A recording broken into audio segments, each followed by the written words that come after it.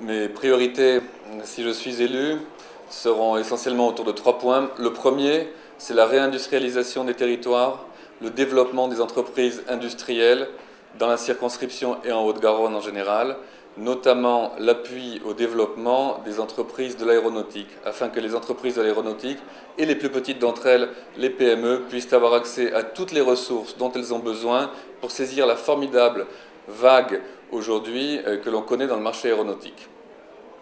Le deuxième axe sera les transports. La deuxième circonscription est une circonscription qui est très impactée par les problématiques de transport, que ce soit l'arrivée de la LGV et l'aménagement du quartier Matabio pour accueillir les trains lorsqu'ils arriveront de Paris, que ce soit l'engorgement du périphérique et la problématique du contournement de Toulouse pour lequel je me battrai, que ce soit également le prolongement de la ligne du métro B et le boulevard urbain nord de la région toulousaine. Le troisième axe de mon action sera autour de la ruralité et de l'agriculture. La deuxième circonscription est une circonscription dont la partie nord est rurale et dans laquelle l'agriculture doit être renforcée, ainsi que la ruralité, c'est-à-dire l'habitat en zone rurale et les problématiques de ces zones.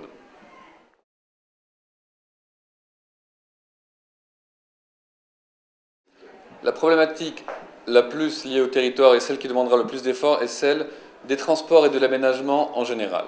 Entre les bouchons sur le périphérique, entre les liaisons aujourd'hui entre le ferroviaire, le métro et les bus qui fonctionnent mal, les stationnements à des terminaux de métro comme Bordeaux-Rouge ou Gramont aujourd'hui dont les parkings sont déjà pleins à 7h30 du matin, il y a toute une problématique ici à gérer qui se traitera par le prolongement de la ligne de métro, l'aménagement de la ligne urbaine du boulevard urbain nord et l'échangeur de Bordeaux-Rouge et le contournement du Grand Toulouse.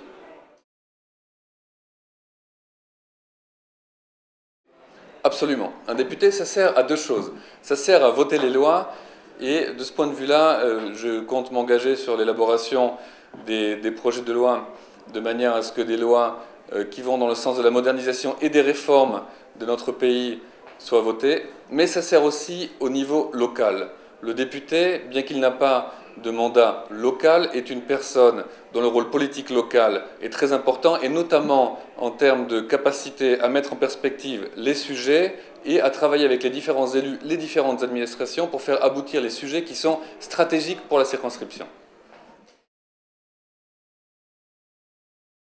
Eh bien oui, moi j'aimerais dire que je suis issu de la société civile. Je n'ai pas de mandat électif aujourd'hui, c'est la première campagne que je mène et j'en suis très heureux et très honoré.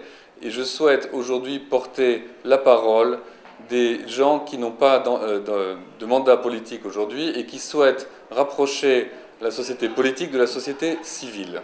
Je suis issu du monde de l'industrie et je souhaite faire en sorte que les bonnes pratiques qu'on a pu développer, par exemple dans l'industrie, mais ailleurs dans la société civile, puissent trouver un écho favorable et un développement et un aboutissement dans le monde politique.